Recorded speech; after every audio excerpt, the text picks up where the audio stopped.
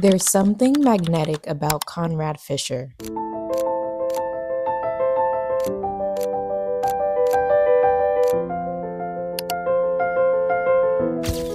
From the very first episode of The Summer I Turned Pretty, he's quiet, unreadable, and emotionally restrained.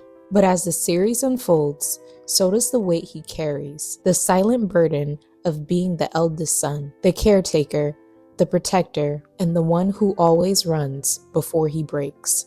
This isn't just a love story, it's a character study. We've seen Conrad through everyone else's eyes, as the moody ex, the complicated brother, and the quiet son. But today, we're looking at who he is underneath it all, through the lens of emotional psychology, the expectations placed on firstborns, and the impact of silent grief.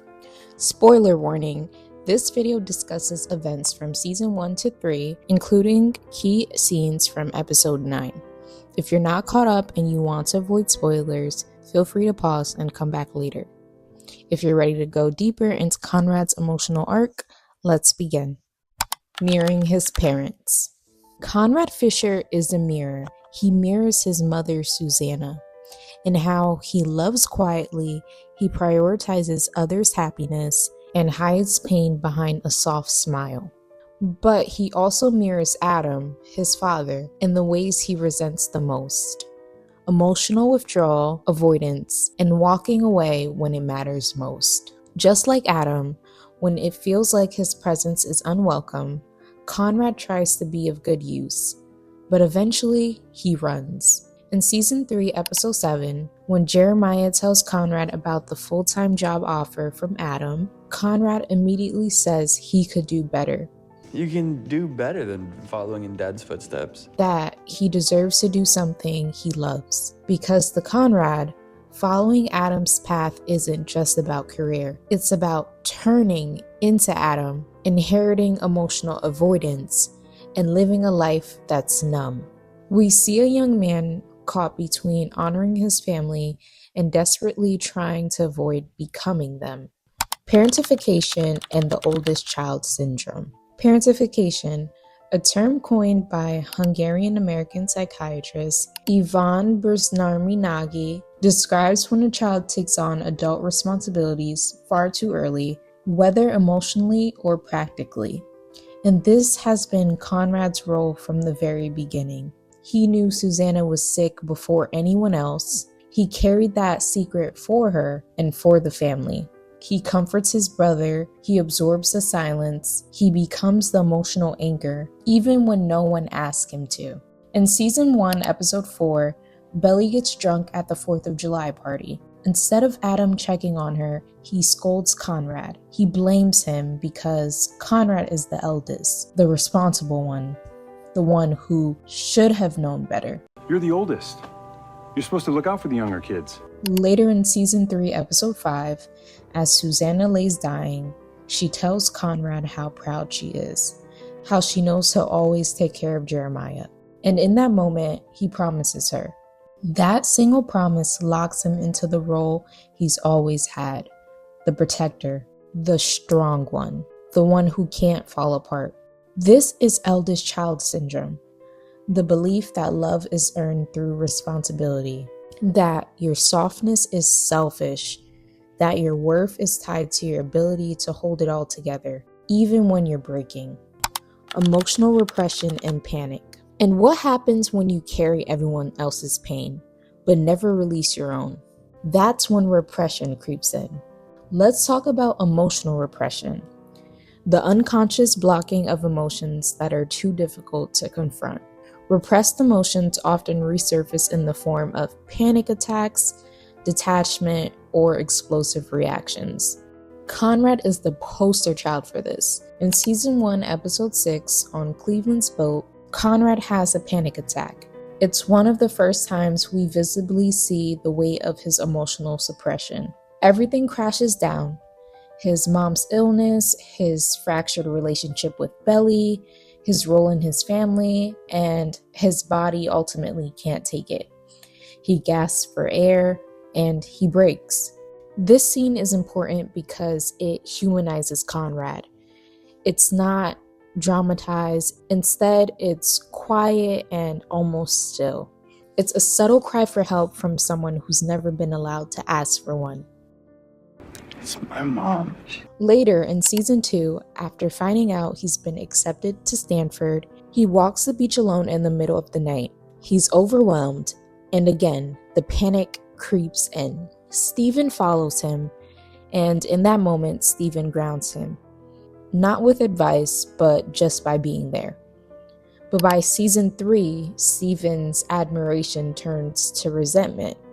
He calls Conrad selfish, emotionally manipulative, and essentially the ghost of the boy he used to look up to.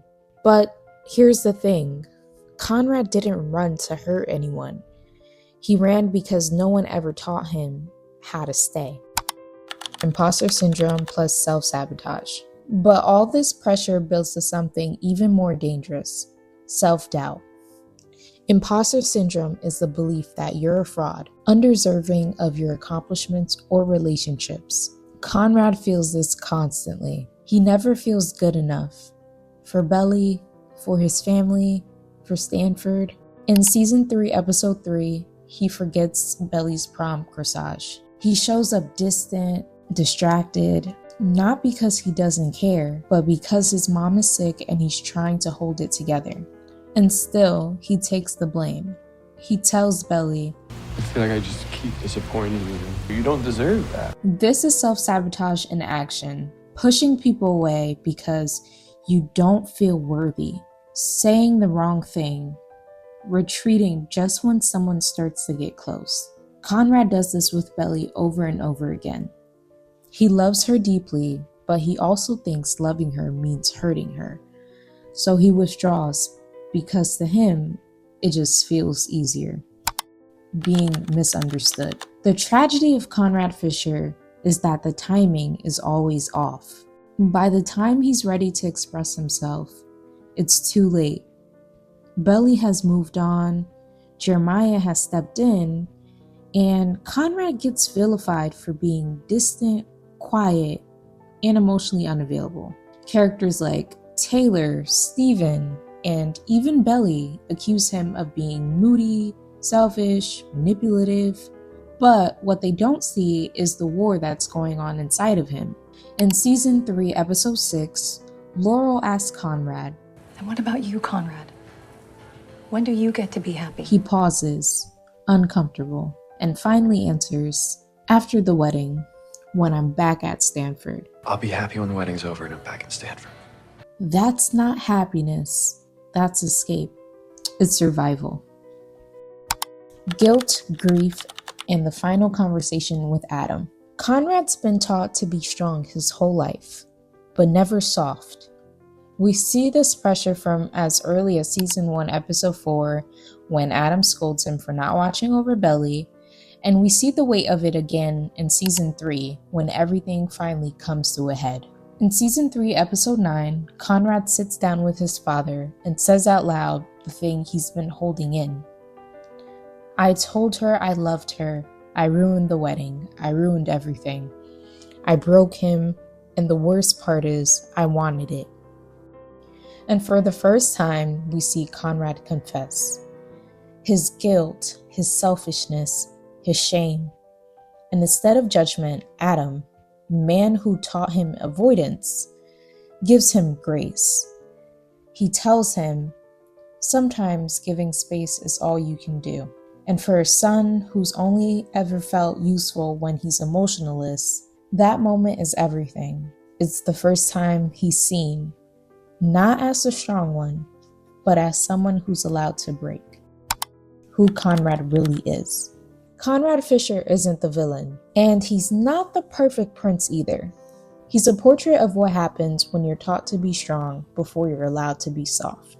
When love becomes responsibility, when grief has nowhere to go but inward. He's the eldest son, the ghost, the boy who carries everyone's weight except his own. But underneath all of that, he's just the boy who wants to be chosen, who wants to stop running, who wants, just wants, to fall apart and still be loved anyway. And maybe that's the bravest thing an eldest child can do, is stay. let themselves be seen. Looking at Conrad, really looking at him, can be uncomfortable because you start to realize the ways you've been him or the ways you've treated someone like him. We've all either been a Conrad or loved one, and having empathy for a character who keeps showing up, even when it hurts, reminds us that sometimes trying is enough. If you'd love to see more deep dives like this, unpacking psychology, character arcs, and storytelling through a personal lens, feel free to subscribe, leave a comment, and stay tuned for the next episode in this series. Thanks for watching.